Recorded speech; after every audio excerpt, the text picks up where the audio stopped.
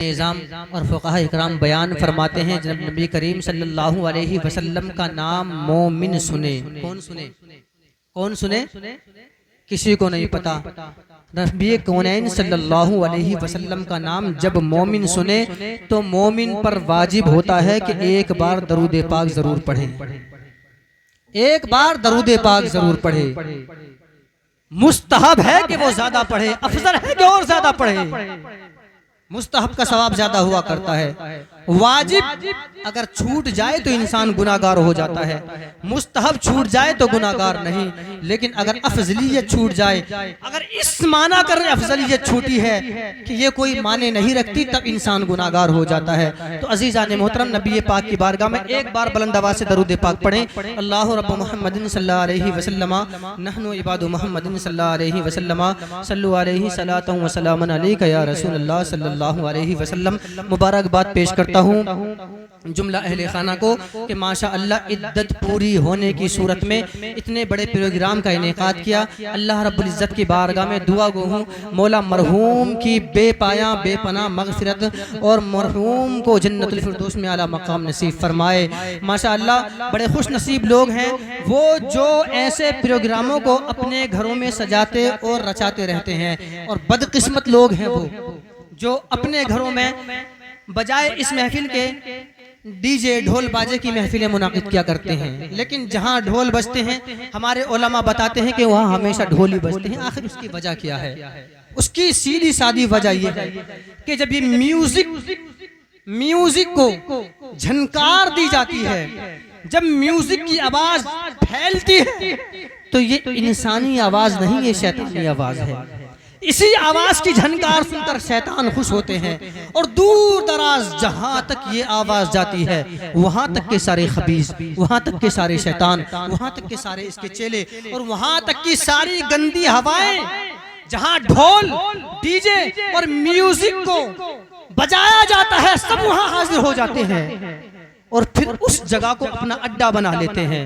और जिस जगह इनका अड्डा बन जाता है, आप चाहे बाबाओं से ताबीज कराएं या नेताओं से इसका राज मालूम करें, या बड़े बड़े जो बाबा अपने आप में कहीं कोई दावा कर रहा है, कहीं किसी चीज का दावा कर रहा है, कितने भी बड़े दावा करने वाले हों, वो इंसान का इलाज करते करते इंसान का पैसा खत्म कर सकते हैं, इंसान का घर तबाह बर्बाद कर सकते हैं। लेकिन जिस जगह पर इस खबीस गंदी हवाओं का बसेरा हो गया, उस बसेरे को खत्म नहीं कर सकते। और जहां ये बस जाते हैं वहां हमेशा बलाएं आती ही रहती हैं। अज़ीज़ाने मोहतरम, मैंने आपके सामने कुरान मजीद की एक आयत करीमा पढ़ी, कुल्लु नफ्सिन ज़ाइक़तुल मौत। हर जान को मौत का जायका चखना है, आप जानते हैं। मैं इतना भी कहना चाह रहा हूं, इंसान ने किसी भी मजहब का हो ये इकरार तो किया कि हाँ हर इंसान को दुनिया से जाना है, लेकिन इतना भी कह रहा हूं, अगर अल्लाह ताला चरिंद परिंद जिन मखलूकात को अल्लाह ने जबान नहीं दी, वो मखलूक भी इस चीज की मुक़िर है कि मौत आएगी। अगरचे पैर में दबकर आ जाए, अगरचे पानी में जल आग में जलकर पानी में डूब कर आ जाए, जो भी मखलूक ऐसी हैं, जो मखलूक अल्लाह ने पैदा की है, जान उसके अंदर रखी है, अगरचे जबान दी के नहीं दी, हर चीज इस चीज का इकरार करने वाली है कि मौत आएगी। अगर आगे मैं बोल दूं तो ये भी भेजा नहीं है। आप सोचेंगे कि जानदार को मौत आएगी, ईंट पत्थर जमीन आसमान पेड़ पौधे शजर व हजर सब खत्म हो जाएंगे, गोया के फना हो जाएंगे। तो अजीज़ान मोहतरम, जब ये चीजें जिनका वजूद अल्लाह ने इतना बड़ा बनाया, जमीन और आसमान, जिनको अल्लाह ने इतनी लंबे उम्र दी, ऐसे ऐसी अजीब मखलूकात, जब उनके लिए फना मौजूद है तो हमारी कोई उम्र लंबी नहीं है। हम बहुत छोटी सी उम्र लेकर के आए हैं। ये उम्र हमारे लिए कोई लंबाई का सबूत या कोई लंबाई की बुनियाद नहीं, बल्कि ये हमारे लिए जीने का सहारा जो भी है, ये सिर्फ इस बात की दलील है कि जितने वक्त दुनिया में रहो अपने अल्लाह और अपने रसूल को राजी कर लो। अगर तुम दुनिया में अल्लाह रसूल को राजी कर लोगे तो दुनिया वाले भी तुमसे राजी हो जाएंगे, दुनिया वाले तुमसे राजी हो जाएंगे। अल्लाह रसूल राजी हो गए तो कब्र के सारे फरिश्ते तुमसे राजी हो जाएंगे। अल्लाहू अकबर, अगर तुमसे अल्लाह रसूल राजी हो गए तो इज्जतें देने वाला भी अल्लाह है, दुनिया वाले तुम्हें इज्जतें देते हुए नजर आएंगे। अल्लाह रसूल तुमसे नाराज हो गए तो दुनिया वाले तुम्हें जिल्लतें देते हुए नजर आएंगे। मेरे अजीज मोहतरम में भाई, मैं आपको बताना चाहता हूँ, अगरचे आप बादशाहत का ताज पहन सकते हैं, दौलत का अंबार लगा सकते हैं, पहाड़ खड़ा कर सकते हैं, दौलत का शोहरत जायदाद को आप पहाड़ बना सकते हैं, लेकिन कसम खुदा की अगर रब ने आपको जिल्लत की जिंदगी में मुब्तला कर दिया तो सारी दुनिया एड़ी चोटी का जोर लगाए और तुम्हें इज्जत दिलाना चाहे तो इस दुनिया में तुम्हें रब और उसके रसूल के सिवा कोई इज्जत दिलाने वाला नहीं। और रब ने इज्जतें दे दी है तो तुम दुनिया में भी इज्जत वाले, और जब आखिरत में जाओगे तो वहां भी इज्जत वाले बनकर चले जाओ। रब का शुक्र अदा करो कि जिसने तुम्हें रसूल पाक का उम्मती बनाया। हम इस महफिल में हाजिर हुए। नारे तकबीर, नारे रिसालत, मुफ्ती हम्माद साहब किबला, नारे तकबीर।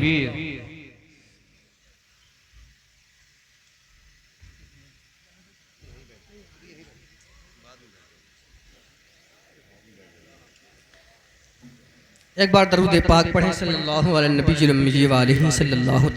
वसल्लम। तो मेरे अजीज भाइयों, हम जिस महफिल में आए हुए हैं, मुफ्ती साहब तशरीफ रख चुके हैं, बहुत जल्द अपनी गुफ्तगू को समेट रहा हूँ। हम जिस मजलिस में आए हुए हैं ये मजलिस इश्क की मजलिस है, मोहब्बत की मजलिस है, और इस मजलिस में रसूल पाक सल्लल्लाहु अलैहि वसल्लम का आशिक तशरीफ लाता है। मैं एक बात की तरफ चलता हूँ। एक यहूदी शख्स नबी पाक सल्लल्लाहु अलैहि वसल्लम के जमाने में आपसे बहुत नफरत रखा करता था, बहुत नफरत रखता था। अल्लाहु अकबर, नफरत की हद ये थी कि जब नबी कौनैन सल्लल्लाहु अलैहि वसल्लम किसी रास्ते से गुजरने का इरादा फरमाते तो वो रास्तों में गली कूचों में ऐलान करा दिया करता था कि ऐ लोगों जरा सुनो, वो शख्स जो अपने आप को नबी होने का दावा करता है वो इस रास्ते से गुजरने वाला है, वो इस रास्ते से गुजरने वाला है। आप सभी हजरात, जब वो नबी अपने आप को नबी कहने वाला है, जब वो इस रास्ते से गुजरे तो आप सभी हजरात अपने अपने घरों में बंद हो जाएं, अपने अपने घरों में कैद हो जाएं। कहीं ऐसा ना हो कि वो नबी तशरीफ लाएं और जब तुम्हारी नजरें उस नबी के मुकद्दस चेहरे पे पढ़ें तो कहीं ऐसा ना हो कि तुम भी उसी नबी का कलमा पढ़ने पे मजबूर हो जाओ। कहीं ऐसा ना हो कि तुम भी अपने बाप दादा के दीन को छोड़कर उसी नबी के दीन को अपना लो। कहीं ऐसा ना हो कि तुम भी उसी नबी के मस्ताने हो जाओ, उसी नबी के दीवाने हो जाओ, उसी नबी के दर के शैदाई हो जाओ, उसी नबी के गीत गाने लगो। अल्लाहु अकबर, इतना कहा करता था। नफरत का ये हाल था। जब नबी पाक सल्लल्लाहु अलैहि वसल्लम गुजरते थे तो ये ऐलान कर दिया करता था, आदमियों को घरों से निकलने नहीं दिया करता था। यहूदी था, नफरत रखा करता था, इसलिए अल्लाह रब्बुल इज्जत ने भी इस यहूदी किस्म, इस यहूदियत की बेपनाह मजम्मत कुरान में भी बयान फरमाई है। नबी पाक सल्लल्लाहु अलैहि वसल्लम से नफरत रखा करता था। मेरे अजीज मोहतरम भाइयों, जब लोग इस चीज को सुना करते थे तो हैरत किया करते थे, परेशान हो जाया करते थे। आखिर ऐसा हुआ, जब ये नफरत किया करता था, नबी पाक सल्लल्लाहु अलैहि वसल्लम रास्ते से गुजर रहे थे, इसने ऐलान करा दिया गली कूचों में कि मोहम्मद अरबी तशरीफ ला रहे हैं। सभी हजरात अपने अपने घरों में कैद हो जाएं, बंद हो जाएं, कोई भी नबी की सूरत को ना देखेगा। मुझे बताओ तो सही, आखिर नबी की सूरत कैसी थी? अल्लाहु अकबर, नबी की शान ये थी कि जिस नबी को, उस नबी को जिसने भी देखा था कसम खुदा की कलमा पढ़ने पे मजबूर हो जाया करता था। उस नबी की शान ये थी कि जिसने नबी पाक की सूरत को देख लिया है, अल्लाहु अकबर, अगर 100 साल की जिंदगी गुजारे, 200 साल की जिंदगी गुजारे, अपनी जिंदगी को नबी के कदमों में कुर्बान करना गवारा किया करता था, नबी के दर से हटना गवारा नहीं किया करता था, नबी से दूरी को पसंद नहीं किया करता था, नबी की की बारगाह में रहना पसंद किया करता था। अल्लाह अकबर, नबी पाक रास्ते से गुजर रहे हैं, इसने ऐलान करा दिया, इतने में ही लोग अपने अपने घरों में कैद हो गए। अल्लाह अकबर, अभी ये देखता भी था, अभी ये इसकी आंखें भी, इसकी आंखों की बीनाई बाकी थी, ये सब कुछ देखता था, यानी कि इसकी आंखें सही थी, लेकिन नबी पाक सल्लल्लाहु अलैहि वसल्लम से नफरत रखा करता था। इस वजह से अल्लाह रब्बुल इज्जत ने इसे अजाब में मुब्तला किया, इसकी आंखों की बीनाई छीन ली, इसकी आंखों की रोशनी छीन ली गई, ये नाबीना हो गया। और जब ये नाबीना हो गया मेरे अजीज मोहतरम भाइयों, फिर भी अपनी नफरत से बाज नहीं आया, अपनी बदहरकतों से बाज नहीं आया। जब ये बाज नहीं आया फिर भी नबी पाक सल्लल्लाहु अलैहि वसल्लम के खिलाफ लोगों को भड़काता रहा करता था, आपके बारे में गलत बदकलामियां क्या करता रहता था। मेरे अजीज मोहतरम भाइयों, जब इतना हुआ, इतने में ही इसकी बेटी, एक बेटी ने जब इतना कुछ सोचा, कहने लगी अल्लाह अकबर, मुझे समझ नहीं आता आखिर वो नबी कैसा नबी है कि जो नबी को देखता है नबी का कलमा पढ़ने पे मजबूर हो जाता है, जो नबी को देखता है दीवाना हो जाया करता है, जो नबी को देखता है आपका कलमा पढ़ के आपका मस्ताना हो जाया करता है। अल्लाह अकबर, बीवी बच्चे अलग जिंदगी गुजार रहे हैं, लेकिन कितनी भी अच्छी जिंदगी गुजारे, नबी के कदमों पे अपनी जिंदगी को कुर्बान करना पसंद करता है, नबी का दरबार छोड़ना पसंद नहीं करता। मेरे अजीज मोहतरम भाइयों, जब इतना कुछ उसकी बेटी ने अपने जहन में सोचा, कहने लगी अगर बात ऐसी है, अगर वाकई सब नबी का कलमा पढ़ लेते हैं, सब नबी के दीवाने हो जाते हैं, तो फिर मैं उस नबी को जरूर देखना चाहूंगी, मैं उस नबी को जरूर देखना चाहूंगी। अल्लाह अकबर, नबी पाक सल्लल्लाहु अलैहि वसल्लम तशरीफ ला रहे हैं। वो खातून अपने मकान के ऊपर गई, देखती है कि नबी पाक तशरीफ ला रहे हैं, अपनी ठहरी हुई नजरों से देखती है, ठहरी हुई नजरों से ये देखती है कि मदीने वाला किस अंदाज में चल रहा है, वो ये देखती है कि मदीने वाले के चलने का अंदाज क्या है। अल्लाह अकबर, देखती है कि मदीने वाले के कदम कहाँ कहाँ पड़ रहे हैं। मेरे अजीज मोहतरम भाइयों, जब देखा है तो कहने लगी कि जिसके हुस्नो जमाल का ये आलम हो वो जादूगर नहीं हो सकता, जिसके हुस्नो जमाल का ये आलम हो वो किसी को गलत मजहब पे नहीं भाई कर सकता है। मेरे अजीज मोहतरम भाइयों, जब इतना कुछ देखा है वो कहने लगी अगर वाकई में ये सच्चा नबी है तो इस नबी का कलमा मैं भी पढ़ूंगी। मेरे अजीज मोहतरम भाइयों, नबी पाक सल्लल्लाहु अलैहि वसल्लम रास्ते से गुजर गई, वो खातून, वो उस यहूदी की बेटी अपने मकान से नीचे उतर के आती है, बाहर आती है, देखती है कि नबी पाक के कदम यहाँ पड़े हैं, वहाँ से मिट्टी को उठा लेती है, लेकर के घर आ जाती है। मेरे अजीज मोहतरम भाइयों, अब मैं आपको एक बात की तरफ लेकर जाता हूँ। जब वो यहूदी जो नबी पाक सल्लल्लाहु अलैहि वसल्लम से नफरत रखा करता था, दुश्मनी इनाद रखा करता था, नाबीना हो गया था, अल्लाह अकबर, नाबीना हो गया था।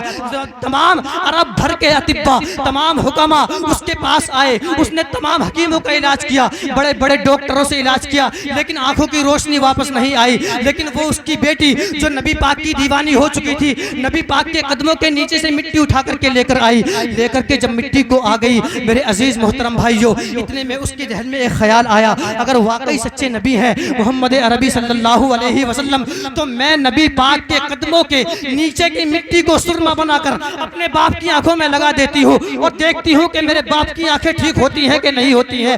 मेरे अजीज मोहतरम भाइयों, उस खातून ने, उस यहूदी की बेटी ने सलाई को लिया, सलाई लेकर उस मिट्टी में लगाया और उस मिट्टी को लेकर के अपने बाप की आंखों में लगाया। कसम खुदा की तारीफ गवाह है, जैसे ही यहूदी की बेटी ने अपने नाबीना बाप की आंखों में नबी पाक के कदमों से लगने वाली मिट्टी को लगाया है, फौरन ही उसकी आंखों को नजर आना शुरू हो गया। सुभान अल्लाह।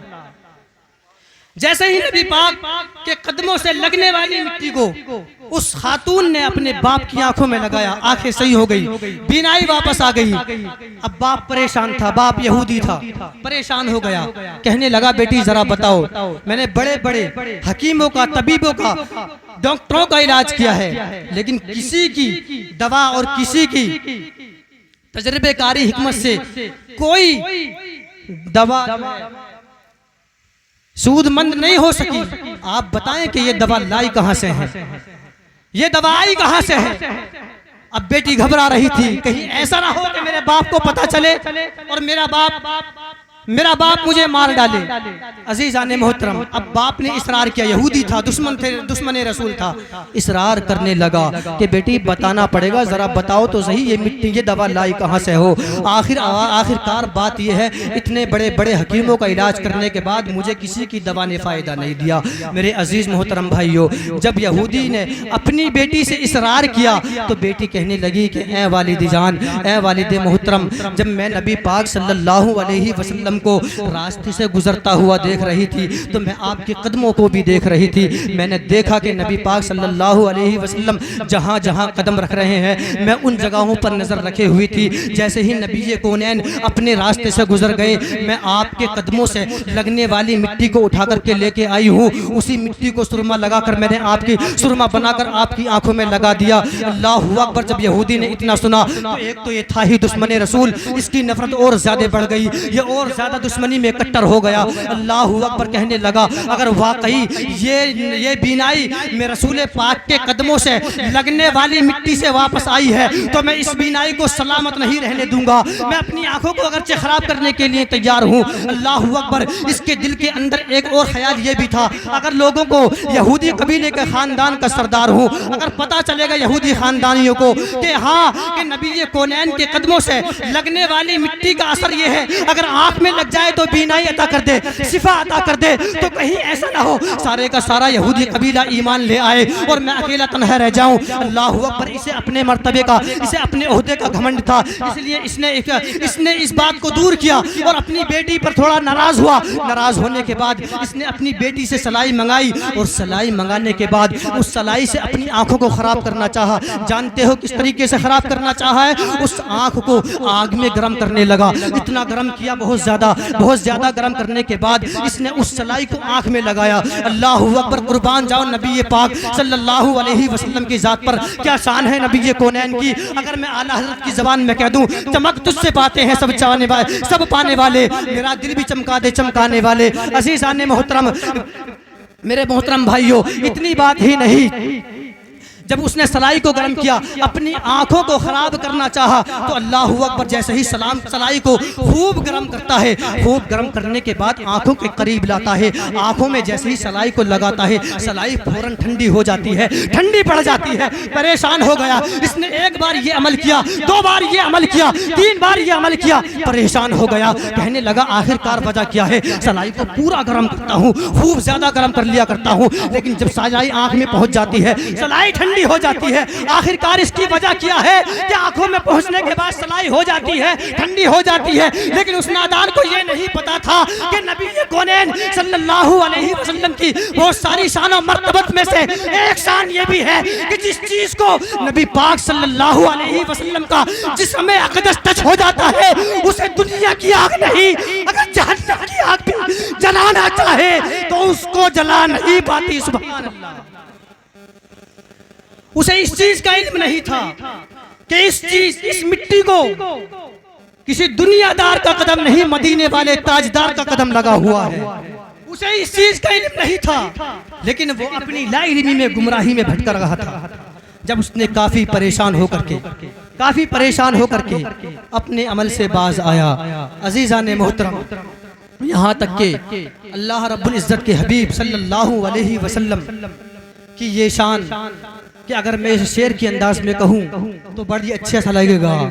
न हो जिस बीमार को आराम, सारे जमाने से उठा ले आए थोड़ी खाक उनके आस्ताने से। कसम खुदा की नबी पाक सल्लल्लाहु अलैहि वसल्लम का वो दरबार आलीशान है कि जिस जगह से इंसान को इज्जतें मिला करती हैं, जिस दरबार से इंसान को जिल्लतें मिला करती हैं। अगर नबी का सच्चा इश्क तुम्हारे दिलों के अंदर है, नबी का सच्चा इश्क तुम्हारे दिलों के अंदर मौजूद है, बाकी है, तो फिर आला हज़रत की ज़बान में बोल देता हूँ, ऐ इश्क तेरे सदके जलने से छुटे सस्ते, जो आग बुझा देगी वो आग लगाई है। मेरे अजीज मोहतरम भाइयों, अगर वाकई आप सच्चे पक्के गुलाम हो तो मैं कहना चाहता हूँ रसूल पाक सल्लल्लाहु अलैहि वसल्लम के जिक्र और अज़कार को सुना करो, अपने बच्चों को भी सुनाया करो, उनकी ईमानी हरारत को ताज़ा किया करो, उनके दिलों के अंदर ईमानी हरारत पैदा किया करो।